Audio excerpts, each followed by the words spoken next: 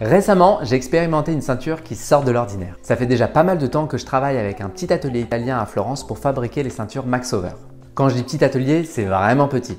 Je parle d'un atelier où le père, la mère et le fils qui tiennent les rênes sont aussi tous les trois à la production à fabriquer les ceintures. Ils n'ont pas d'employés. Récemment, autour d'un dîner, ils m'ont donné une petite idée. On s'est d'ailleurs enfilé une côte de bœuf au feu de bois dans une petite taverne toscane. Une merveille. Jusque-là, je m'étais toujours restreint à choisir des boucles de ceinture en métal. Alors bien sûr, toujours plaquées d'argent, toujours avec des jolis détails et des petites gravures, mais toujours en métal.